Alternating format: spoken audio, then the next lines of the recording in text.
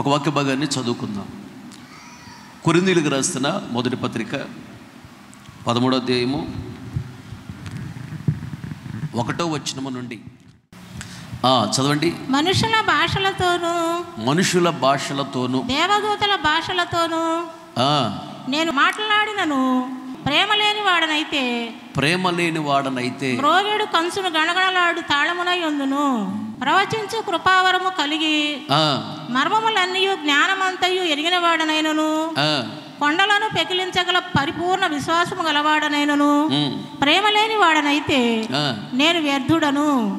ప్రేమ లేని వాడనైతే నేను వ్యర్థుడను. బీదలను పోషణ కొరకు నా ఆస్తి అంతయు ఇచ్చినను కాల్చబడుటకు నా శరీరమును అప్పగించినను ప్రేమ లేని వాడనైతే నాకు ఈ ప్రయోజనం ఏమీ లేదు. చాలా జాగ్రత్తగా నా వైపు చూస్తూ నా మాటలు మీరు గమనించాలి. ఇక్కడ అపోస్తుడైనటువంటి పౌలు గారు కొరింథీ పట్టణంలో ఉన్నటువంటి సంఘానికి ఈ మొదట పత్రిక రాస్తూ పత్రికలో పరిశుద్ధాత్మ ప్రేరణతో ప్రేమ ఎంత విలువైనదో ఇక్కడ రాస్తూ వచ్చాడు. చాలా జాగ్రత్త గమనించాలి. మనుషుల భాషలు ఎన్ని భాషలు మాట్లాడినా, ఎన్ని భాషలు నేర్చుకున్నాయి, హిందీ, ఇంగ్లీషు, తెలుగు, ఉర్దూ, అంటే రకరకాల భాషలు ఉన్నాయి కదా. అరబిక్ అని, హెబ్రీ భాష అని, గ్రీక్ భాష అని, ఫ్రెంచ్ అని, రకరకాల భాషలు ఉన్నాయి. మనుషుల భాషలు ఇవి. లేదా దేవదూతల భాషలు మాట్లాడిన, దేవదూతల భాషలు అంటే పరిశుద్ధాత్మను పొందుకొని ఆత్మలు ఆనందిస్తూ మాట్లాడతారే వాటిని అన్య భాషలు లేదా దేవదూతల భాషలు అంటారు. దేవదూతల భాషలే మాట్లాడినా, మనుషుల భాషలే నువ్వు మాట్లాడినా ప్రేమ లేకపోతే దేనితో సమానం అంటారు? ఏంటంట? మురోగేడి కంచును. మురోగేడి కంచు అంటే ఏంటి? అక్కడక్కడ చర్చిల్లో గంట కొడుతూ ఉంటారు. విగ్రహారాధన గుడిలో కూడా గంటలు ఉంటాయి. గంట కొట్టి దండం పెట్టుకుంటూ ఉంటారు. ఆ గంట కొట్టినప్పుడు అది బాగా శబ్దం వస్తుంది కదా. అదేంటి తెలుసా? కంచుతో తయారు చేసిన లోహం అది. అది కంచుతో తయారు చేసినటువంటిది గంట కాబట్టి అంత బాగా శబ్దం వస్తుంది. మురోగిడి తాళము అంటే ఇప్పుడు వాళ్ళకి పెద్దగా తెలియకపోవచ్చు. పూర్వకాలములో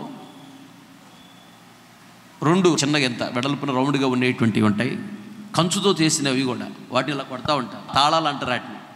ఇట్లా కొడతా ఉంటారు, శబ్దం వస్తూ ఉన్నాయి పాట పాడేటప్పుడు. అది కూడా కంచుతో తయారు చేసినవి, బాగా శబ్దం వస్తాయి. కంచు బాగా మురుగుతుంది, పెద్దగా విలువ ఉండదు దానికి. కంచుతో ఎవరైనా ఆభరణాలు చేయించుకొని ముక్కులకి చెవులకు పెట్టుకుంటారా? పెట్టుకోరు. కానీ బంగారము మ్రోగదు. కానీ బంగారాన్ని ముక్కులకు చెవులకు పెట్టుకోవడానికి, మెడలో వేసుకోవడానికి వాడుకుంటారు. బాగా మ్రోగిన కంచుకు విలువ లేదు, మ్రోగదు, శబ్దము రాదు. బంగారము, బంగారానికి విలువ ఉంది. అలాగే మౌనంగా ఉండేటువంటి వ్యక్తి జ్ఞానం గలవాడు అని రాయబడింది బైబిల్లో. ఓరికి గలగలా మాట్లాడుతూ ఉంటారే, నోరుందని ఎట్టపడితే అట్లా, వాళ్ళు జ్ఞానం లేని వాళ్ళు అని రాయబడింది.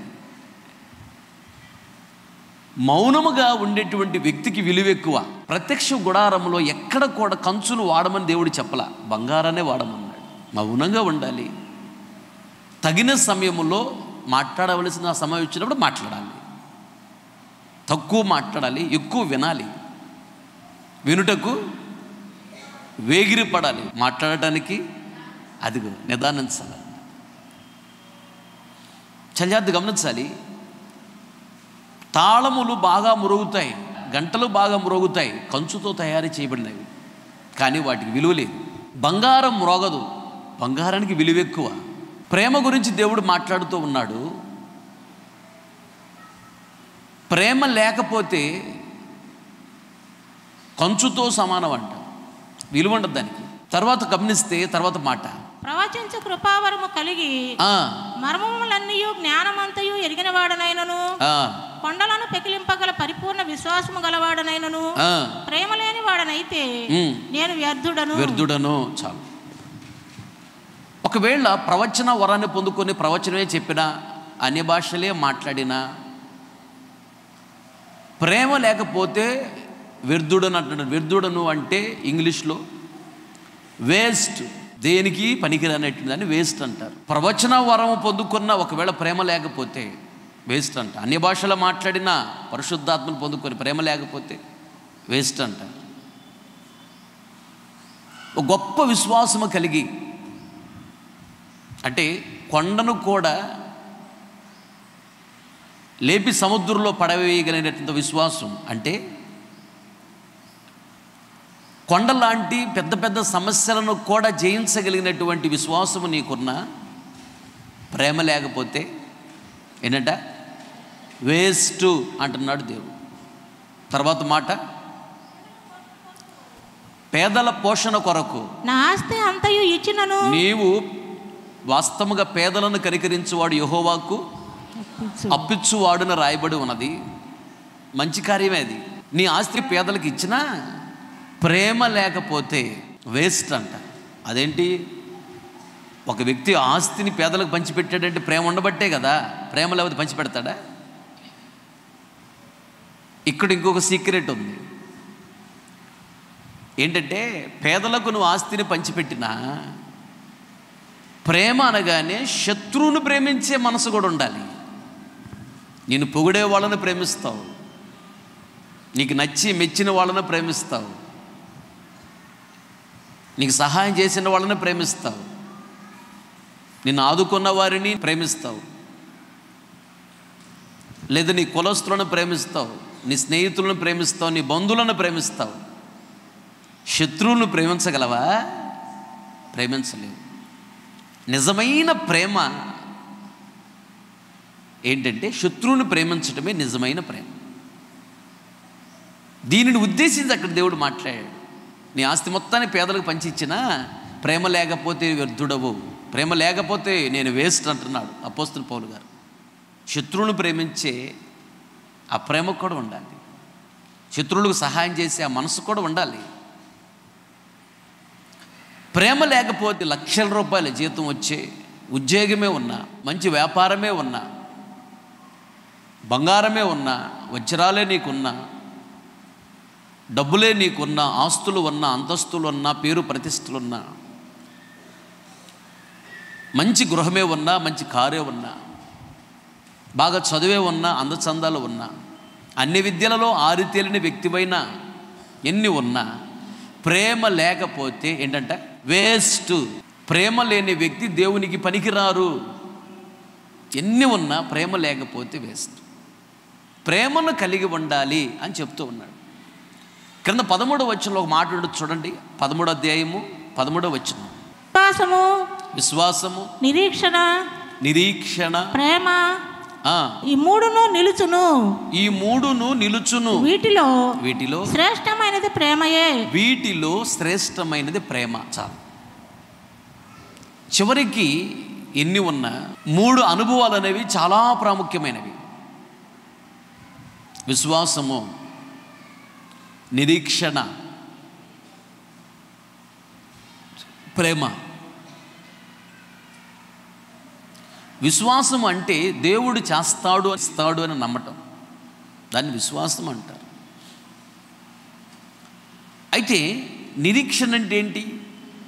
విశ్వాసముతో ఎదురు చూడటాన్ని నిరీక్షణ అంటారు. విజయవాడ వెళ్ళాలి ట్రైన్కి అని టికెట్ కొనుక్కున్నావు, ట్రైన్ వచ్చింది అని విశ్వాసం ఉంది కాబట్టి టికెట్ కొనుక్కున్నావు. ఓకే, విశ్వాసం ఉన్నంత మాత్రం గమ్యం చేరలేవు. ఏముండాలి? ట్రైన్ వచ్చే ముందే వెళ్ళి ట్రైన్ కొరకు ఎదురు చూడాలి. విశ్వాసముతో టికెట్ కొనుక్కున్నావు, ఇంటి దగ్గరే ఉన్నావు, ట్రైన్ వచ్చే సమయానికి ట్రైన్ ఎక్కగలవా? గమ్యం చేరగలవా? లేదు. ట్రైన్ వస్తుంది, విజయవాడ తీసుకెళ్ళిద్ది నన్నని విశ్వాసముతో టికెట్ కొన్నావు, విశ్వాసం ఉందా నీకు? అట్ ద సేమ్ టైం నిరీక్షణ కూడా ఉండాలి. నిరీక్షణ అంటే విశ్వాసముతో ఎదురు చూచుట.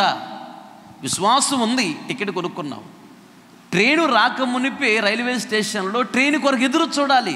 విశ్వాసముతో ఎదురు చూడటాన్ని నిరీక్షణ అంటారు. ఆశతో ఎదురు చూడటాన్ని కనిపెట్టుట అంటారు. చల్లార్దన వైపు చూస్తున్న మాటలు గమనించండి. విశ్వాసం అనేది చాలా ప్రాముఖ్యమైనది. విశ్వాసం లేకుండా దేవునికి ఇష్టడై ఉండుట, that is highly impossible, not possible. అది అసాధ్యము. విశ్వాసము లేకుండా ఒక వ్యక్తి దేవుని దీవెన ఏది పొందలేడు, దేవుని రాజ్యంలో ప్రవేశించలేరు. విశ్వాసము చాలా ప్రాముఖ్యమైనది. అయితే నిరీక్షణ అనేది విశ్వాసం పై మెట్టు. కింద మెట్టు విశ్వాసం అయితే, పై మెట్టు నిరీక్షణ. దేవుని రాజ్యానికి వెళ్ళాలన్నా, ప్రతి దీవెన పొందాలన్నా చివరి మెట్టు ఏంటంటే ప్రేమ. దేవునికి స్తోత్రం. చెప్పలు గట్టిగా హల్లెలూయా. ఈ ప్రేమ అనే మెట్టు త్రొక్కకుండా, ప్రేమ అనే మెట్టు ఎక్కకుండా ప్రపంచంలో వాడు ఎక్కడ ఉన్న సేవకులైన విశ్వాసులైన ఏ ఒక్కరూ కూడా దేవుని రాజ్యంలో ప్రవేశించలేరు. ప్రేమ చాలా విలువైనది. బైబిల్లో ఇంచుమించుగా వేల కొలది ఆజ్ఞలు ఉన్నాయి. తండ్రి అనే దేవుడు 10 ఆజ్ఞలుగా మార్చాడు. 10 ఆజ్ఞలను యేసయ్య 2 ఆజ్ఞలుగా మార్చాడు. జాగ్రత్తగా గమనించాలి. 2 ఆజ్ఞలలో దాగి ఉన్నది ఒకే కాన్సెప్ట్. ఏంటది? ప్రేమ. బైబిల్ మొత్తం ఒక మాటలో చెప్పాలంటే ఏమి దాగి ఉన్నది? ప్రేమ. తండ్రి లోకముని ఎంతో ప్రేమించాడు. ప్రేమించి ఏం చేశాడు? తన స్వకీయ కుమారుడైన యేసయ్యను భూలోకానికి పంపాడు. మనం నరకానికి వెళ్ళటం ఇష్టం లేక, నరకం నుండి మనల్ని తప్పించాలని యేసయ్య వచ్చి తన రక్తాన్ని చిందించి ప్రాణాలు పెట్టాడు. రక్తము ద్వారా మన పాపాలు కడిగి పరిశుద్ధపరిచి ఆయన రాజ్యంలో చేర్చుకోవాలని. ఇది ప్రేమ. నీవు నేను దేవునికి ఏదో చేసినట్టుగా ఫీల్ అవ్వకూడదు. నువ్వు ఎంత ఇచ్చినా, దేవునికి ఎంత చేసినా గుర్తుపెట్టుకో, దేవుని యొక్క ప్రేమకు మనము సమానము అవి కాదు. అది గుర్తుపెట్టుకో. ఆయన ప్రేమ చాలా గొప్పది, చాలా విలువైనది, అది శాశ్వతమైనది. మన ప్రేమ మారిద్ది. దేవుడు వరుసను ఏదైనా దీవెనలు ఇస్తా ఉంటే, అబ్బో నమ్మకంగా దశంభాగం ఇస్తావు, కానుకిస్తావు, బైబిల్ బాగా చదువుకుంటావు, బాగా ప్రార్థన చేస్తావు, ప్రతివాదిన మందిరానికి వస్తావు. వరుసన 4-5 నష్టాలు ఏమైనా వచ్చినాయా? దేవుడు లేడు, గీవుడు లేడు, మందిరం లేదు, గిందిరం లేదు, ప్రార్థన లేదు, గీర్థం లేదు, బైబిల్ లేదు, గీబుల్ లేదు, తర్వాత సావుకులు లేడు, గీవకులు లేడు. అది మన ప్రేమ. కానీ దేవుని ప్రేమ ఏంటంట? నువ్వు దూషించినా, ద్వేషించినా, అవమానపరిచినా, కన్నీళ్ళు పెట్టించినా, బాధ పెట్టినా, ఆయన తిట్టినా, ఆయన సేవకుల్నే హింసించినా, దేవునికి ఎంత కీడు చేసినా ఆయన ఏం చేస్తున్నాడంట? శాశ్వతమైన ప్రేమతో ప్రేమిస్తూనే ఉన్నాడు. ఆయన ప్రేమలో మార్పు లేదు. కనుక ఆయన లాంటి ప్రేమ మనుషుల్లో మనము కనుగొనలేము. ఎన్ని ఉన్నా ప్రేమ లేకపోతే వేస్ట్. యేసయ్య లాంటి ప్రేమకు మనం ఎదగాలి. అప్పుడే ఆ ప్రేమ రాజ్యం అనబడిన పరలోక రాజ్యంలో మనం ఉండగలం. ఆ ప్రేమ రాజ్యం అనే పరలోక రాజ్యానికి వెళ్ళాలంటే ఇక్కడ యేసయ్యలో ఉన్న సమానమైన ప్రేమకు మనం ఎదగాలి. ఒకరోజు ఒక గొప్ప దైవజనుడు పరలోక రాజ్యం ఎలా ఉండేదో చూపించని అడిగాడంట. అప్పుడు దేవుడు చూపించాడు. ఏంటి అంటే, పరలోక రాజ్యానికి తీసుకెళ్ళాడంట ఈ పాస్టర్ గారిని. పెద్ద డేక్ష ఉందంట, వేడివేడిగా పాయసం మరుగుతూ ఉందంట. దాని చుట్టూ చాలామంది మనుషులు కూర్చొని ఉన్నారు. చూపించగా ఒక 10 అడుగులు పొడుగున్నటువంటి పెద్ద పెద్ద గరిటెలు, ఈ చేతికి ఒకటి, ఈ చేతికి ఒకటి గట్టి ఉన్నాయంట. పరలోక రాజ్యంలో ఇలా ఉంది ఏంటి ఆశ్చర్యంగా చూస్తున్నాడంట. ఓకే స్టార్ట్ అనగానే వెంటనే వీళ్ళు ఏం చేస్తున్నారు తెలుసా? ఒక ఆయన వేడిగా ఉన్న పాయసాన్ని తీసి, ఎదురు ఇంకొక ఆయన ఉన్నాడే, ఈయన ఆయన నోటి దగ్గర పెడుతున్నాడు. బ్రదర్ ప్లీజ్ ప్లీజ్ కొంచెం త్రాగండి బ్రదర్ అని ఆయన నోటి దగ్గర పెట్టగలనే ఆయన చక్కగా తాగుతున్నాడు. ఆయన ఏం చేశాడు? ఆయన చేతుల్లో గరిటెలు ఉన్నాయిగా, ఆయన కూడా పాయసం తీసి ఈయన పెట్టి మీరు తాగండి బ్రదర్ అని. అప్పుడు ఆయన తాగుతున్నాడు. ఆయనంతటా ఆయన తీసుకుని తింటల్లా, ఈయన ఎదుటి వ్యక్తికి పెడుతున్నాడు, ఆయన ఈయనకి పెడుతున్నాడు, ఈయన ఆయనకి పెడుతున్నాడు ప్రేమతో. ఇది పరలోక రాజ్యము. ప్రేమ కలిగిన వాళ్ళు ఇక్కడికి వస్తారు. ఇక్కడ ఇలా ప్రేమ ఉంటుంది. తన గురించి తాను ఎప్పుడు ఆలోచించుకోడు, ఎదుటి వ్యక్తి గురించి ఆలోచిస్తాడు. అలాంటి వాళ్ళు ఇక్కడికి వస్తారు అని ఆ సేవకుడికి దేవుడు చూపించాడంట. అవునా అని, సరేనయ్యా మరి అగ్నిగుండం ఎట్లా నువ్వు చూపించయ్యా అన్నాడంట. సరే అగ్నిగుండం దగ్గర తీసుకెళ్ళాడంట. అక్కడ కూడా ఇట్లాగే చేతులకి గరెట్లు కట్టి ఉన్నాయి, పెద్ద పాత్ర ఉన్నది, పాత్రలో పాయసం ఉంది. ఆయన అనుకుంటున్నాడు సేమ్ సిచ్యువేషన్ కనపడుతుంది ఇక్కడ, అదేంటి అనుకున్నాడంట. దేవుడు స్టార్ట్ అనగానే వీళ్ళందరూ కంగారు ఏం చేస్తున్నారు తెలుసా? అగ్నిగుండంలో ఉన్న బ్యాచ్ ఏం చేస్తున్నారు? పాయసం గరిటెతో తీసుకుంటున్నారు. ఆ ఎదుటి వాడు కొద్దిగా పెట్టమన్నా పెట్టట్లా. ఏం చేస్తున్నాడు వీడు? ఇక్కడ ఇట్లా అంటానుక నోటి దగ్గర రాదుగా. నేను బాగుపడితే చాలు, నేను బాగుంటే చాలు, నేను ఒక్కడనే కడుపు నిండా తాగాలి, ఆడి పెడితే నాకేమొచ్చింది అనే ఉద్దేశంతో ఏం చేస్తున్నాడు? గరిటెతో ముంచాడా. ఆ గరిటెని ఎట్లా అంటే వంగటల్లా, నోటి దగ్గర రాట్లా గరిట. అప్పుడు ఏం చేశాడు? ఇట్లా పైకి ఎత్తాడంట గరిట. నోట్లో పడి తిన్నాం. గరిట పైకి ఎత్తంగానే నోట్లో పట్ల, కళ్ళల్లోను, ముక్కుల్లో, ముఖం మీద పడింది. వేడిది ముఖం మీద పడంగానే కేకలేస్తున్నాడు. ఇవన్నీ బొబ్బలు అయిపోయింది. ప్రతి ఒక్కడు అలాగే ఉన్నాడు. బ్రదర్ నాకు పెట్టి, బ్రదర్ నీకు పెడతాను బ్రదర్ అంటే ఏం చెప్పొద్దు, మొత్తం నేనే తినాలి, నీకు నేను పెట్టను. ఇది అగ్నిగుండం పరిస్థితి అంట. నేను ప్రతిదీ చాలు, ఎదుటోడు ఏమైపోయినా పర్వాలేదు నాకు, అగ్నిగుండం పరిస్థితి. పరలోక రాజ్యంలో పరిస్థితి ఏంటి? నాకు లేకపోయినా పర్వాలేదు, నా తోటి సహోదరుడు కడుపు నింపాలి. ఇది పరలోక రాజ్యం. దేవునికి స్తోత్రం.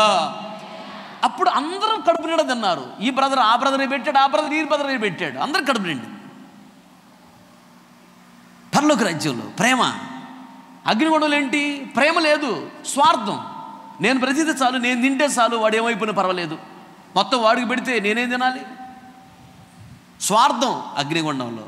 నేను బాగుపడితే చాలు, నా కుటుంబం నా పిల్లలు బాగుంటే చాలు, ఎదుటోళ్ళు ఏమైపోయినా పర్వాలేదు అనుకునే వాళ్ళు ఈ అగ్నిగుండానికి వస్తారు అని చెప్పాడంట. నేను ముఖ్యము కాదు, నాకు పిల్లలు ముఖ్యం కాదు, తోటి సహోదరుడు ముఖ్యము, వాళ్ళకి పెట్టాలి. నేను నిన్ను ప్రేమించిన ప్రకారం మీరు కూడా ఒకరిని ఒకరు ప్రేమించుకోండి అని చెప్పాడు దేవుడు. ఇది ఆజ్ఞ. ప్రేమ కలిగిన వారే పరలోక రాజ్యానికి వెళతారు. నేను బాగుంటే చాలు, ఎదుటోళ్ళు ఏమైపోయినా పర్లేదు అనే స్వార్థ పరులు పరలోక రాజ్యానికి వెళ్ళరు, అగ్నిగుండానికి వెళతారు. ప్రేమ కలిగి ఉండాలి. ప్రేమ కలిగి ఉండటం అంటే ఏంటి? కొద్ది మాటలు చెప్పి నేను ముగిస్తా, చాలా క్లుప్తంగా వివరిస్తా. ఒకటి చదువు. కొరింథీయులకు రాసిన మొదటి పత్రిక 13:4 ప్రేమ దీర్ఘకాలము సహించును. ప్రేమ దీర్ఘకాలము సహించును. చాలు, సహించుకోవాలి. ఎంతకాలం అంట? దీర్ఘకాలం సహించాలి. భర్తను సహించుకోవాలి. ఎంతకాలము సహించాలి? చనిపోయేంత వరకు సహిస్తూనే ఉండాలి. భార్యను సహించాలి. రక్షణ లేని పిల్లలను సహించాలి. అత్తమామలను సహించుకోవాలి. ఇరుగు పొరుగు వాళ్ళను సహించుకోవాలి. అదే ప్రేమ. ప్రేమ ఉన్నప్పుడు సహించుకుంటుంది.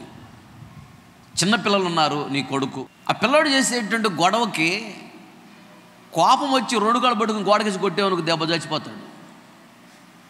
చిన్నపిల్లలు ఎంత ఏడ్చినా, ఎంత ఇబ్బంది పెట్టినా చంపేస్తారా? గొంతు పిసుకుతారా? 2 కాళ్ళు పట్టుకుని గోడకేసి కొడతారా? నెలకేసి కొడతారా? కొట్టరు. ఎంత అల్లరి చేసిన పిల్లలు సహించుకుంటారు. కారణం ఏంటి? ప్రేమ. అది నిన్ను వలె నీ పొరుగు వారిని ప్రేమించాలన్నాడు. ప్రేమ అంటే సహించుకోవటం. నీ పిల్లలను ఎలా నువ్వు సహించుకుంటున్నావో ఎదుటి వారిని నువ్వు అలా సహించు అంటున్నాడు దేవుడు. ఉదాహరణకి చెప్తున్నా, ఒక ఆవిడ తన కూతురు తప్పు చేస్తున్నాము, దాచిపెట్టింది ఎవరు చెప్పట్లా. మా నోట్లో మాట దాగదు. మళ్ళీ ఎవరు తెలిసి అడిగినా, మీ పిల్లలు మంచివాళ్ళ, నా పిల్లలు అంటున్నావు. ఆవిడకి ఏదన్నా ఎదుటి వారి గురించి తెలిసిందా, ఫోన్ చేసి నీకు తెలుసా మొత్తం చెప్పేసిద్ది. తన కూతురు గురించి చెప్పట్లా. మళ్ళీ చూసావా? ప్రేమ అంటే ఏంటో తెలుసా? నిన్ను వలే నీ పొరుగు వారిని ప్రేమించాలి. ప్రేమ అనగా ఏంటి? సహనం.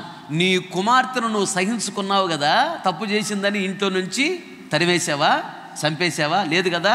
10 మంది చెప్పి గోల్ చేస్తున్నావా నీ కూతురు గురించి, నీ కొడుకు గురించి? లేదు కదా. సహించుకుంటున్నావు కదా, దాచిపెట్టావు కదా. మరి ఎదుటివారి గురించి నువ్వు ఎందుకు సహించుకోవు? అదే ప్రేమ. నీ కుమార్తె మీద ఉన్న ప్రేమ, నీ కుమారుడి మీద ఉన్న ప్రేమ ఎదుటి వాళ్ళ యొక్క పిల్లల మీద కూడా చూపించు. ఎదుటివారు పిల్లలైతేనా 10 మంది చెప్పి గోల్ చేస్తున్నావు, వాళ్ళ అబ్బాయి ఇసమంటాడు, వాళ్ళ అమ్మాయి ఇసమంటదని. నీ కుమార్తె, నీ కుమారుడు గురించి మాత్రం ఎవరు చెప్పట్లేదు. నువ్వు ఇది కాదు ప్రేమ. నీ కుమార్తె గురించి, కుమారుడు గురించి, మా పిల్లలు చెడ్డోళ్ళని ఎవరు చెప్పవు కదా, నువ్వు తను సహించుకుంటున్నావు కదా, ఇంట్లో నుంచి వాళ్ళని బయటకు నెట్టేస్తున్నావా, చంపేస్తావా, నువ్వే కేసు పెట్టి జైలు పెట్టేస్తావు, పిల్లల్ని పెట్టచ్చు కదా, పాపాన్ని కప్పేసావు కదా. అలాగే ఎదుటి వారి యొక్క పిల్లల గురించి కూడా అలాగే ప్రవర్తించాలి. ఇది నిన్ను వలె నీ పొరుగు వారిని ప్రేమించటం అంటే సహించుకొనుట.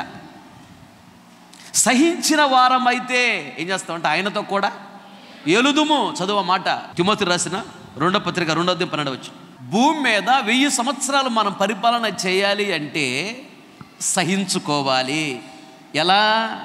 సహించటం అంటే ప్రేమించటము, ప్రేమించటం అంటే సహించటం.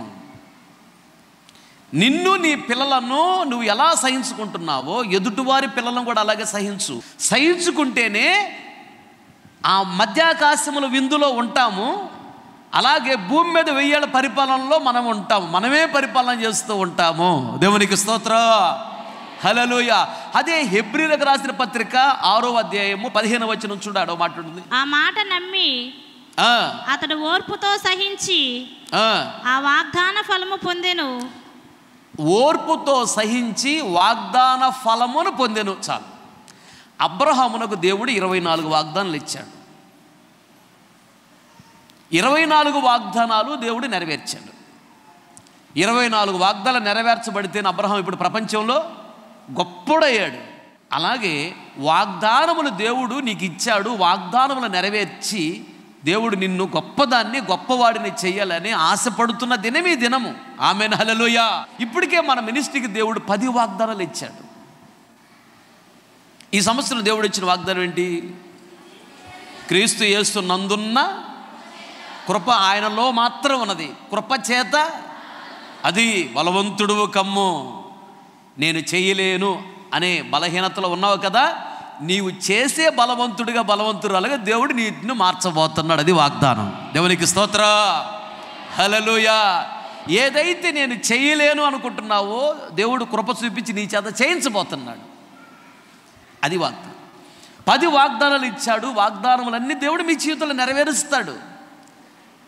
అయితే అబ్రహాము జీవితంలో వాగ్దానాలు ఎప్పుడు నెరవేర్చాడు అంటే అబ్రహాం ఏం చేశాడంట? సహించుకున్నాడు, ఓర్చుకున్నాడు. ఎన్ని ఇబ్బందులు వచ్చినా సహించుకున్నాడు, ఎన్ని నిందలు వచ్చినా సహించుకున్నాడు, ఎన్ని అవమానాలు వచ్చినా సహించుకున్నాడు, ఎంత దరిద్రత వచ్చినా సహించుకున్నాడు, ఎంత కరువు వచ్చినా సహించుకున్నాడు, ఎన్ని రోగాలు వచ్చినా సహించుకున్నాడు, ఎన్ని వచ్చినా సహించుకున్నాడు. యేసు ప్రభు నిజమనే దేవుడిని నమ్మి వచ్చాడా? తిరిగి మరలా చనిపోయేంత వరకు ఏ రోజు తన ఇంటికి వెళ్ళలేదంట. ఎందుకు వెళ్ళలేదు ఇంటికి? ఎందుకెళ్ళ? ఇంట్లో ఏముంది? విగ్రహారాధన ఉంది. అంటే విగ్రహారాధన విడిచిపెట్టి యేసు ప్రభు దగ్గరికి వచ్చాడు. మన బ్రతికినంత కాలం మరలా తన ఇంటిలో ఉన్న విగ్రహారాధనలోకి వెళ్ళలేదు. ఎన్ని వచ్చినా సహించుకున్నాడు. సేవకని నువ్వు అడుగు పెట్టిన తర్వాత ప్రాణాలు పోవాలి కానీ నువ్వు ఇంట్లో అడుగు పెట్టకూడదు. సహించుకోవాలి. యేసుప్రభు నిజమైన దేవుడిని నమ్మి యేసుప్రభు దగ్గరికి వచ్చావా? మనసు మార్చుకుని బాప్తిస్మం వచ్చావా? ఎన్ని వచ్చినా సహించుకో, అంతేగాని పొర్రపాటుని యేసయ్యని విడిచిపెట్టి వెళ్ళావా అయిపోయినట్టు జీవితం. ఇంకా సహించుకోవాలి. ప్రేమగా సహించుకోవాలి. సహించుకున్నప్పుడే 1000 ఏళ్ల పరిపాలనలో ఉండి మనము పరిపాలన చేయగలము. సహించుకున్నప్పుడే వాగ్దానములు దేవుడు నెరవేరుస్తాడు. ఇక్కడ దేవుడు నిన్ను గొప్ప చేస్తాడు. దేవుని రాజ్యంలో కూడా నువ్వు గొప్పగానే ఉంటావు. గట్టిగా చెప్పకూడదు. దేవుని నామమును మహిమపరచు. ఆమేన్, హల్లెలూయా. తర్వాత మాట చూడు. దయ చూపించును. ప్రేమ దయ చూపిస్తుంది. యేసయ్య మనల్ని ప్రేమించాడు, మన మీద దయ చూపించాడు. మనం నశించి నరకానికి వెళ్ళుట ఇష్టం లేక దయ చూపించి ఆయన వచ్చి మన కొరకు రక్తాన్ని చిందించి ప్రాణాలు పెట్టాడు. దయ చూపించాడు. మనము కూడా ఇతరుల పట్ల దయ చూపించే వారంగా ఉండాలి. 18వ కీర్తన 25వ చరణం చూడు, అక్కడ ఉంటుందో మాట. దయగల వారి ఎడల నీవు దయ చూపించుదువు. యథార్థవంతుల ఎడల యథార్థవంతుడుగా నీ ఉందువు. చాలు. తలల పైకెత్తిన వైపు చూస్తున్న మాటలు గమనించండి. తలల పైకెత్తిన వైపు చూస్తున్న మాటలు గమనించండి. దయగలవారి ఎడల ఆయన దయ చూపిస్తాడు. దేవుడు ముందు మన మీద దయ చూపించాడు. తర్వాత దేవుడు అంటున్నాడు, నేను మీ మీద దయ చూపించినట్లుగా మీరు ఇతరుల పట్ల ఏం చూపించాలి? దయ చూపించండి. పిల్లల పట్ల దయ ఉంది, ఆల్రెడీ దయ చూపిస్తున్నావు.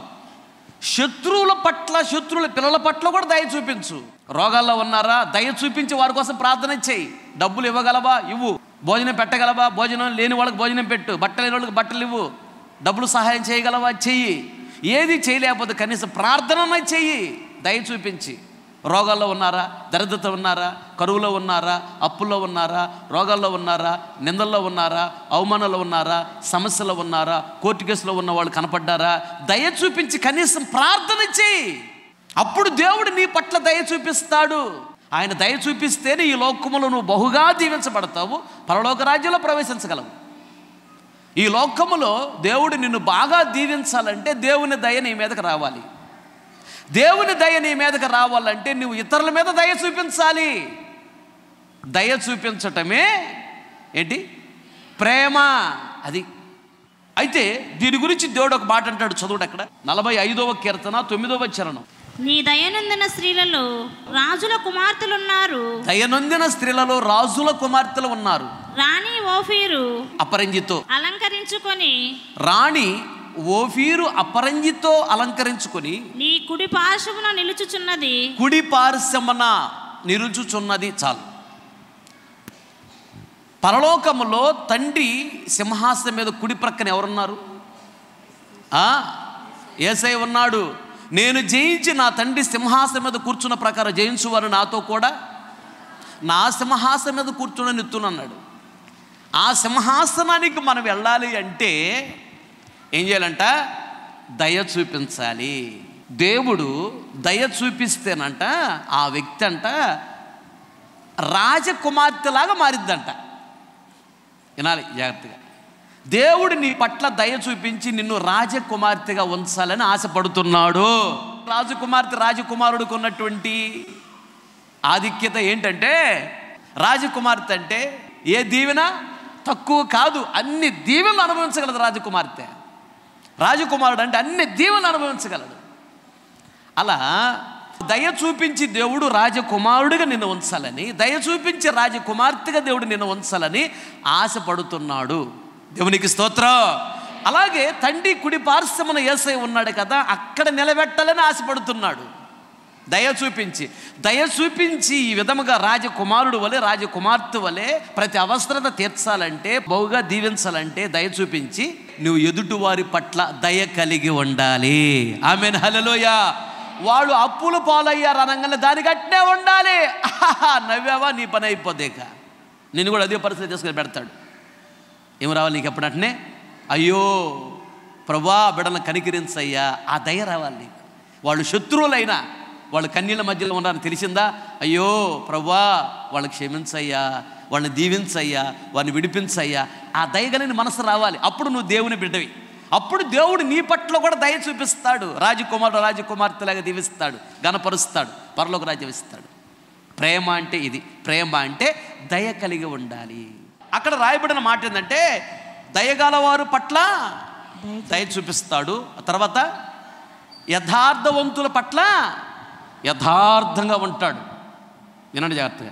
యథార్థవంతులకు దేవుడు ఏ మేలుయు చేయక మానడు అంటే అన్ని మేలుడు చేస్తాడు. యథార్థత అంటే ఏంటో తెలుసా? బైబిల్లో ఉన్నట్టు ప్రవర్తించడమే యథార్థత. ఇక్కడ మీరు ఎంతమంది యథార్థవంతులు ఉన్నారో లేదో అనేది నేను ఒక్క మాట చెప్తాను, దాన్ని బట్టి నువ్వు డిసైడ్ చేసుకో నువ్వు యథార్థవంతుడువా కాదని. యథార్థంగా ఉంటే దేవుడు నీ పట్ల కూడా యథార్థంగా ఉంటాడు. లండన్లో చదువుతున్నాడు, బీటెక్ చేస్తున్నాడు. అది మల్లేశ్వర అక్క వాళ్ళ చిన్న అబ్బాయి. ఆ బాబు చదువుకుంటూనే ప్రైవేట్ ఉద్యోగం చేస్తున్నాడు. ప్రైవేట్ ఉద్యోగం చేస్తూ ఉంటే దాంట్లో అతనికి అమౌంట్ వచ్చినాయి. వెంటనే అతనే లెక్క చూసి, అమ్మా దశమ భాగము ఎంత ఇవ్వాలి అని చెప్పి కరెక్ట్గా అతను దశమ భాగం పంపించాడు ఇక్కడికి, చిల్లరతో సహా. ఆశ్చర్యపోయి నేను, ఇంకా బాబు బాప్తీసం తీసుకోలేదు, మనసు మార్చుకున్నాడు, బాగా ప్రార్థన చేసుకుంటాడు. అలాంటి యథార్థవంతులను దేవుడు గొప్పగా దీవిస్తాడు. ఆమేన్. చెప్పలు గట్టిగా హల్లెలూయా. ప్రేమ లేకపోతే వేస్ట్ ఎన్ని ఉన్నా. ఏంటి ప్రేమ అంటే? ఒకటి సహించుకోవాలంట, రెండోది దయ చూపించాలంట. ఇక్కడ ఘనత, పరలోక రాజ్యంలో ఘనత. తర్వాత నెక్స్ట్, ప్రేమ మత్సరపడదు. చాలు. మత్సరం అంటే ఏంటి? వ్యసనం. అయితే సామెతల గ్రంథం 14:30 చూడు. సాత్వికమైన మనస్సు శరీరమునకు జీవము, మత్సరము ఎముకలకు కుళ్ళు. నా వైపు చూస్తూ నా మాటలు గమనించండి. ఇది ఇక్కడ ఉన్నాడు బ్రదరు, వినండి జాగ్రత్తగా. ప్రేమ అంటే మత్సరమును విడిచిపెట్టాలి, మత్సరం ఉండకూడదు, అది ప్రేమ. మత్సరము ఎంత నష్టాన్ని కలుగు చేసిద్దో చెప్తున్నాను, వినండి జాగ్రత్తగా. ఒక వ్యక్తిలో మత్సరం ఉంటేనంట ఎముకలు కుళ్ళిపోతాయి అంట. ఉదాహరణకి ఇది బ్రదర్ ఉన్నాడు, ఈయనలో మత్సరం ఉందనుకో, అప్పుడు లోపల ఎముకలు ఏమవుతాయి అంట, కుళ్ళిపోయి ఏమైపోతాయి, ఇరిగిపోతాయి. ఎముకలన్నీ ఇరిగిపోతే ఈ మనిషి నిలబడగలడా? నిలబడలేదు. ఎముకలకు కుళ్ళు వచ్చి ఎముకలన్నీ ఇరిగిపోతే మాంసం ముద్దలాగా ఉంటాడు. అయితే ఎముకలకు కుళ్ళు లేకపోతే ఎముకలు బలంగా ఉంటాయి. ఎముకలు బలంగా ఉన్నప్పుడు ఇదిగో మనిషి ఇలా నిలబడగలడు, ఇలా ఉండగలడు. ఇప్పుడు ఎలా ఉన్నాడు అంటే ఈయన దేవుని పోలికలో ఉన్నాడు. దేవునికి చేతులు ఎలా ఉన్నాయో ఈయనకి అలాగే ఉన్నాయి, దేవునికి కాళ్ళు ఎలా ఉన్నాయి ఈయనకి అలాగే ఉన్నాయి, దేవునికి తల ఎలా ఉన్నదో అలాగే ఉన్నాడు. ఎముకలకి కుళ్ళు లేదు, ఎముకలు కుళ్ళు లేదు కాబట్టి ఎముకలు ఆరోగ్యంగా ఉన్నాయి. ఎముకలు ఆరోగ్యంగా ఉన్నాయి కాబట్టి ఈయన ఇప్పుడు నిలబడి ఇప్పుడు ఎలా ఉన్నాడు, దేవుని పోలికలో ఉన్నాడు. దేవునికి స్తోత్రం, హల్లెలూయా. దేవుని పోలిక, దేవుని స్వరూపముగా మార్చబడినప్పుడే పరలోక రాజ్యానికి వెళ్ళగలము. దేవునికి స్తోత్రం. దేవుని పోలిక, దేవుని స్వరూపము రావాలి అంటే ఈయనలో ఎముకలు ఆరోగ్యంగా ఉండాలి, కుళ్ళు ఉండకూడదు. ఎముకలు ఆరోగ్యంగా ఉండాలంటే కుళ్ళిపోకూడదు. ఎముకలు కుళ్ళిపోకూడదు అంటే మత్సరం ఉండకూడదు, మత్సరం ఉండకూడదు, వ్యసనం ఉండకూడదు. అర్థమైందా? వ్యసనం ఉండకూడదు అంటే ప్రేమ ఉండాలి. దేవునికి స్తోత్రం. చెప్పాలి గట్టిగా, హల్లెలూయా. క్రీస్తుకు కలిగిన సమానమైన పరిపూర్ణమైన పోలిక స్వరూపము రావాలంటే, దేవుని స్వరూపం అంటే తండ్రి కుమార పరిశుద్ధాత్మ త్రీ ఏకదేవుడు. పరిపాలన ముగ్గురు ఉన్న ఒకే ఆత్మ, ఒకే భావం, ఒకే తాత్పర్యము, ఒకే మనస్సు కాబట్టి ఒక్కడే దేవుడు అంటారు. ముగ్గురు ఉన్నారు పరిపాలనలో కానీ ఒక్కడే దేవుడు, అది స్వరూపం అంటారు. ఈయనలో ప్రాణ ఆత్మ శరీరము మూడు ఉన్నా మూడు పేర్లు ఉన్నాయి, ఈయనకి ఒకటే పేరు సమయలు అంటారు. సమయలు ఒక్కడే కానీ లోపల ప్రాణాత్మ శరీరం ఉన్నాయి, అది దేవుని స్వరూపం అంటారు. దాన్ని పైన కనపడుతూ ఉన్నదే ముక్కు ఉన్నది, దేవుడికి ఇక్కడే ఉండేది ముక్కు, తలకిలాగే ఉండిద్ది, చెవులు ఎలాగే ఉంటాయి, చేతులు ఎలాగే ఉంటాయి. దీన్ని పోలిక అంటారు. దేవుని పోలిక ఉన్నది, దేవుని స్వరూపము ఉన్నది. అయితే పరిపూర్ణమైన పోలిక లేదు. పోలిక ఎలా ఉన్నా పరిపూర్ణమైన పోలిక ఏంటి తెలుసా? ఆయన కలర్ వేరు. యేసు ప్రభు అంత కలర్ భూమి మీద ఎవ్వరికి లేదు. ఆయన పోలిక వేరు, ఆయన చక్కదనం వేరు. మనం ఇప్పుడు అంతా యాజ్ ఇట్ ఈజ్ యేసు ప్రభులా కూడా ఎవరు ఉండరు భూమి మీద. యేసే వచ్చి నిలబడ్డా, ఇప్పుడు మనం ఆయన ముందు నిలబడితే ఎవరు పోలికలు యేసు ప్రభు పోలిక కలవసలా. కానీ రేపు మనము మహిమా శరీరాన్ని ధరించుకుని యేసు ముందు నిలబడతానంట, ఆయనలాగా మనము మనలాగా ఆయన ఉంటాడంట. అది పరిపూర్ణమైన పోలిక. దేవునికి స్తోత్రం. పరిపూర్ణమైన పోలిక, పరిపూర్ణమైనటువంటి స్వరూపము ఇవి వచ్చినప్పుడే మనం యేసు ప్రభులాగా ఉంటాము, దేవుని రాజ్యంలో ప్రవేశించగలము. యేసు ప్రభు అంత పరిపూర్ణమైన పోలిక, యేసు ప్రభు అంత పరిపూర్ణమైన స్వరూపము రావాలంటే ఈయనలో ప్రేమ ఉండాలి. ప్రేమ అనగా మత్సరం ఉండకూడదు, అంటే కుళ్ళు ఉండకూడదు, వ్యసనం ఉండకూడదు. అవి ఉంటే ఎముకలన్నీ ఏమైపోతాయి, పొడుంపొడి అయిపోతాయి, ముద్దయిపోద్ది మాంసం. దేవుని పోలిక, దేవుని స్వరూపం కలిగి పరిపూర్ణత ఎదిగి దేవుని రాజ్యంలో ప్రవేశించాలి అంటే తప్పనిసరిగా ఎముకలు బలంగా ఉండాలి. ఎముకలు బలంగా ఉండాలంటే ఎముకలు కుళ్ళు రాకూడదు. కుళ్ళు రాకూడదు అంటే మత్సరం ఉండకూడదు, అనగా ప్రేమ ఉండాలి. ప్రేమ అనగా మత్సరము ఉండకూడదు, మత్సరాన్ని విడిచిపెట్టాలి, వ్యసనాన్ని విడిచిపెట్టాలి. దేవునికి స్తోత్రం. వ్యసనం ఉండకూడదు. వాళ్ళు ఇల్లు కొనుక్కున్నారంట అనగానే మేము కూడా వడ్డీ రాయి చేసి మోసాలు చేస్తే మేము కూడా కొంటామలే. చూసేవాళ్ళు వ్యసనం చూడు. వెంటనే వాళ్ళ అబ్బాయికి ఉద్యోగం వచ్చిందంట, ఏదో డబ్బులు కట్టి తెచ్చుకున్నారులే. చదవకుండానే డబ్బులు కడితే ఉద్యోగం వచ్చిందా? దేవుని కృప చూపించాడు, ఇచ్చాడు, ఓకే మంచిది ప్రభువా, ఆ బిడ్డలు ఇంకా దీవించండి అయ్యా, మా పిల్లలను కూడా జ్ఞాపకం చేసుకుని ప్రభా అనగలగాలి. నీవు వ్యసనాన్ని మత్సరాన్ని విడిచిపెట్టు, ప్రభువుని అడగాలి. దేవా ప్రేమ చేత నా హృదయాన్ని నింపండి. ఒకటి సహనము నాకు ఇవ్వు, ఓర్చుకోవాలి. రెండోది ప్రేమ అంటే ఉండాలి, దయ ఉండాలి. మూడోది ప్రేమ అంటే ఏంటి? మత్సరమును విడిచిపెట్టాలని. నేను మత్సరమును అలా ఉండకూడదు. తర్వాత ఏంటంట? ప్రేమ డంబముగా ప్రవర్తించదు. దేవునికి స్తోత్రం. చెప్పాలందరూ గట్టిగా హల్లెలూయా. ప్రేమ డంబముగా ప్రవర్తించదు. డంబము అంటే ఏంటంటే గొప్పలు చెప్పుకొనుట. గొప్పలు చెప్పుకోకూడదు, తప్పది. అసలు మా కులం ఏంటో తెలుసా, అసలు నా తెలివితేటలేంటో తెలుసా, అసలు మా ఆస్తి ఏంటో తెలుసా, అసలు నా జ్ఞానం ఏంటో నీకు తెలుసా, అసలు నేనేంటో తెలుసా అని గొప్పలు చెప్పుకోకూడదు. మనం ఏ పాటి వారు? రాత్రి పడుకుంటే ఉదయాన్నే దేవుడు లేపకపోతే, అమ్మా గిరగరా అని నిన్ను పిలవకపోతే, అంటే ఎవరి పిలిపిసిన లేనిపోయింది, మళ్ళీ నన్ను తిట్టుకుంటారు, అందుకని గిరగరా అంటున్నా. సంఘంలో ఎవరు గిరగర లేరుగా. అమ్మా గిరగరా లే అని దేవుడు అనకపోతే, అయ్యా జాన్ పెట్టరు లే అని ఉదయాన్నే దేవుడు పిలవకపోతే నేను లేవలేను. నేనైనా నువ్వైనా అంతే. అర్థమైందా? ఆయన ఉదయాన్నే లేపితేనే మనం లేచి నిద్ర, లేకపోతే నిద్రలోనే స్తోత్రం, నిద్రలోనే పోయేవాళ్ళం. అర్థమవుతుందా? మనం ఏ పాటి వాడు? నీటి మీద బుడగలాంటి జీవితం, త్రాసులో ధూళి లాంటి అని ఊదితే ధూళి లేచిపోతుంది. అలాంటి జీవితం మనకెందుకు ఎచ్చులు? గొప్ప చెప్పుకోగాక ఎప్పుడు నిన్ను గురించి నువ్వు, నన్ను గురించి నేను ఇప్పుడు మనం గొప్పగా చెప్పుకోవడానికి మనలో ఏమీ లేదు. ఎవరి గురించి గొప్ప చెప్పాలి? దేవుణ్ణి గురించి గొప్పగా చెప్పాలి. ఆమేన్ హల్లెలూయా. వాస్తవం అదే కదా. ఆయన లేకపోతే మనం లేవు కదా. నీకు జ్ఞానం ఇచ్చింది ఎవరు? దేవుడు. యెహోవాయే జ్ఞానం ఇచ్చువాడు, బుద్ధి వివేకం ఆయన నోట నుంచి వచ్చిన రాయబడం. దేవుడు నీకు జ్ఞానం ఇవ్వకపోతే నువ్వు చదవలేవు.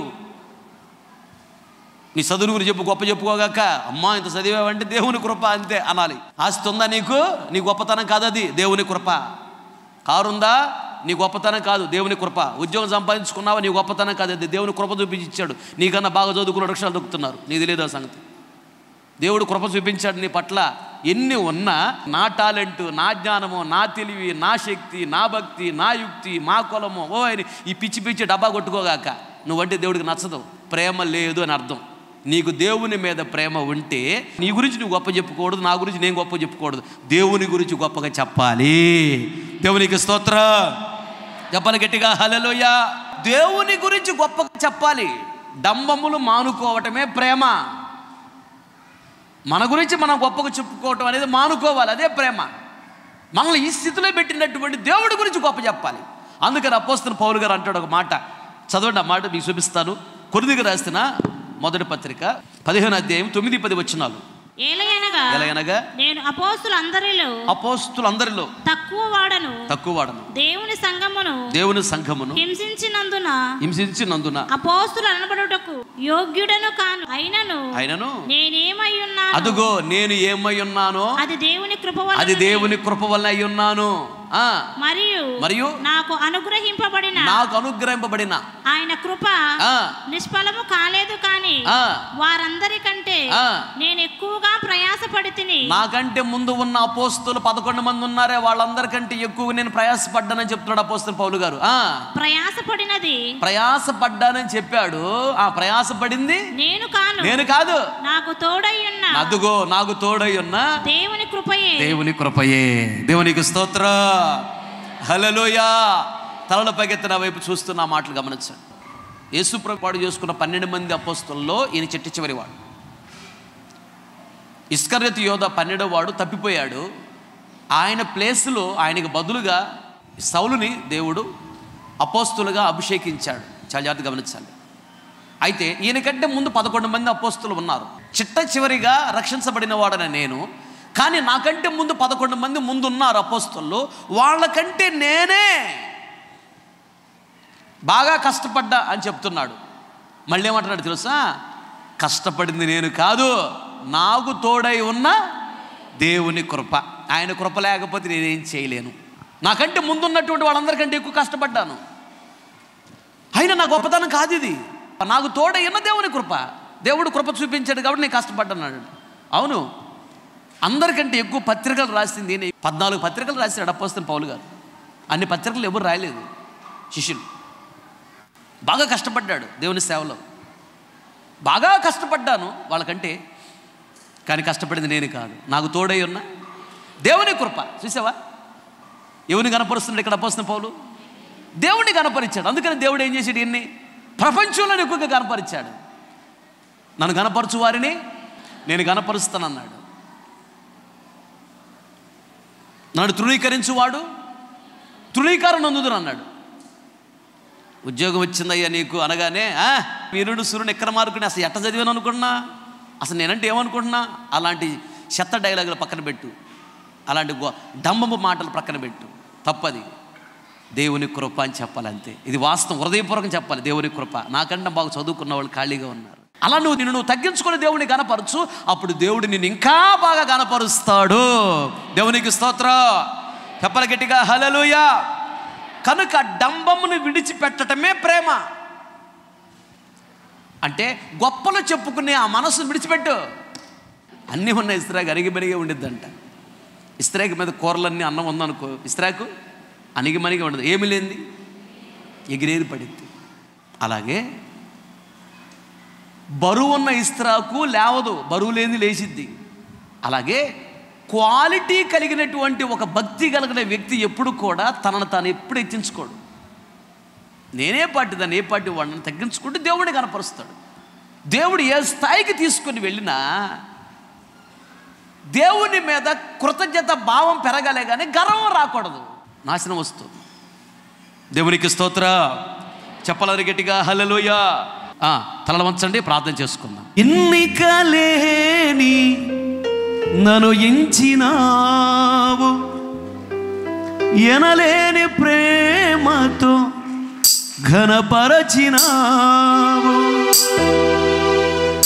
ఎన్నిక లేని నన్ను ఎంచినావు, ఎనలేని ప్రేమతో ఘనపరచినావు. కృపచేతనల్లో నీ వలలో ఇలలో నన్ను మోసినావు. యేసయ్యా నీవే చాలయ్యా, యేసయ్యా నీతో సాగెదా, యేసయ్యా నీవే చాలయ్యా, యేసయ్యా నీతో సాగెదా. ప్రేమ స్వరూపి నీ ప్రేమ మధురం, నీ ప్రేమ నాపై ఎన్నడూ మారదు. ప్రేమ స్వరూపి నీ ప్రేమ మధురం, నీ ప్రేమ కాపాడుచుండును, కడవరకు నన్ను కాపాడుచుండును. విడువక నన్ను నడిపించుచున్నది, విడువక నన్ను నడిపించుచున్నది. యేసయ్యా నీవే చాలయ్యా, యేసయ్యా నీతో సాగదాగదా, యేసయ్యా నీవే చాలయ్యా, యేసయ్యా నీతో సాగదా, యేసయ్యా నీవే చాలయ్యా, యేసయ్యా నీవే చాలయ్యా, యేసయ్యా నీవే చాలయ్యా, యేసయ్యా నీవే చాలయ్యా, యేసయ్యా నీవే చాలయ్యా, యేసయ్యా నీతో సాగదా, యేసయ్యా నీవే చాలయ్యా, యేసయ్యా నీవే చాలయ్యా, యేసయ్యా నీతో సాగదా, యేసయ్యా నీవే చాలయ్యా, యేసయ్యా నీతో సాగదా, యేసయ్యా నీవే చాలయ్యా, నీవే చాలయ్యా, యేసయ్యా నీవే చాలయ్యా, యేసయ్యా నీవే చాలయ్యా, యేసయ్యా నీవే చాలిబారా షాయి బాబా ఇబారా బారా బారా బారా బారా బారా బారా బారా బారా బారా బారా ఇబారా బారా బారా బారా బారా బారా బారా బారా బారా ఇబారా బారా బారా కావారా వారి కావారా ఇబారా బారా కావారా కీలా రందర కావారి కోరి పర కావారి బారా కీలా రందర కావారి పర ఇబారా బారా కావారి కావారి కీలా రవ ఇబారా పర కావారి కావారి కీలా రందర కోరి పర కావారి కావారి కీలా కీలా బారా బారా బారా బారా ఇబారా బారా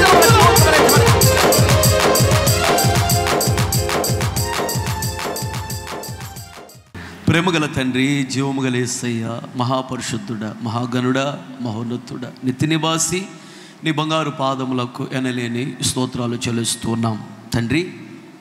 ఈ ఉదయకాల సమయంలో ఆత్మస్వరూపిగా మా మధ్యకి మీరు దిగి వచ్చారు. మీ దాసుడుగా నన్ను మరుగుపరిచారు.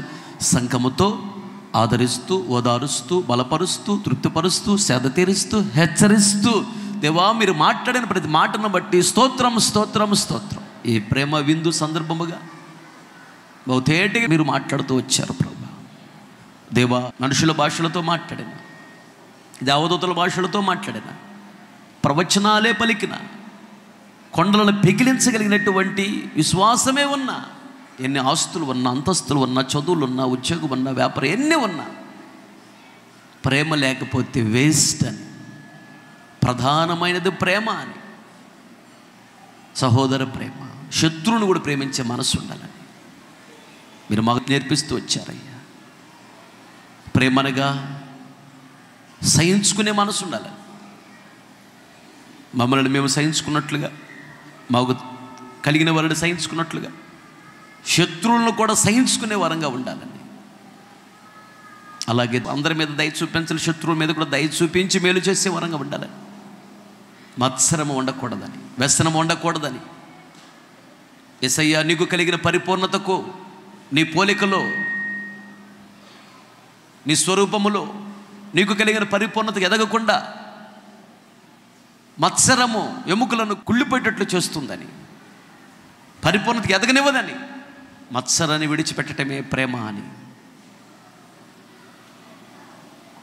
దేవా, డంబముగా మాట్లాడకూడదని, మా గురించి మేము గొప్ప చెప్పుకోకూడదని, గొప్ప చెప్పుకోవడానికి ఏ పార్టీ వారము దేవా, మేము మాలో ఏమున్నది, మేము ఏమై ఉన్నాము, కేవలం నీ ఉచిత కృపే కదా. ఈ లోకానికి పంపింది మీరే, మమ్మల్ని కాపాడేది మీరే, నడిపించేది మీరే, తప్పించేది మీరే, విడిపించేది మీరే, సాతాను శక్తి జయాన్ని ఇచ్చింది మీరే. మేము ఏమై ఉన్నామో కేవలం నీ ఉచిత కృప. నీ కృప లేకపోతే క్షణము కూడా బ్రతకలేము, ఏమి చేయలేము. దేవా క్షమించు. డమ్మములు చెప్పుకొనక, మమ్మల్ని మేము తగ్గించుకుంటూ, మా గురించి మేము గొప్ప చెప్పుకోక, దేవా నీ కార్యముల గురించి, నీ సామర్థ్యం గురించి, నీ ఔన్నత్యము గురించి, నీ గుణ సంపన్నత గురించి గొప్పగా చెప్పేటువంటి బిడ్డలుగా మమ్మల్ని మారుస్తున్నందుకు స్తోత్రం. మార్చమని నేను అడుగుతున్నాను. అలా నేను ప్రేమించే వ్యక్తులుగా మార్చమని నేను అడుగుతాను. ముందున్న కార్యక్రమాలు తోడుగా నీడగా ఇమ్మానుయేలుగా మీరు నడిపించండి. అందరి మధ్యలో ఐక్యత కలుగుచండి, అందరి మధ్యలో ప్రేమను కలుగుచండి, అందరి మధ్యలో సమాధానం కలుగుచండి, తగ్గింపు జీవితాన్ని ఇవ్వండి, లోబడే శోభని ఇవ్వండి, వినయ విధేయత నేర్పించండి. ముందున్నటువంటి ప్రేమ విందు చాలా ఆశ్చర్యకరంగా, జయకరంగా, దీవెనకరంగా, మర్యాదకరంగా, పరిశుద్ధముగా జరిగించి నీ ఘనమైన నామానికి మాత్రమే తెచ్చుకోమని యేసు నామములు అడిగి పొంది ఉన్నాము తండ్రి, ఆమేన్. మన తండ్రి అయిన దేవుని ప్రేమ, కుమారుడు యేసుక్రీస్తు వారి కృప, పరిశుద్ధాత్మని అన్యోన్య సహవాసము, సన్నిధి, సముఖం చేరున్న మనకు ప్రపంచంలోని సకల కోటి పరిశుద్ధం, మరి ముఖ్యంగా అక్కడ మీరు తీర్మానం చేసుకుని ప్రతి ఒక్కరిని దృష్టి ఉంచి ఆశీర్వదించి అంతవరకు దేవుడు నడిపించునుగాక. ఆమేన్. హల్లెలూయా, హల్లెలూయా.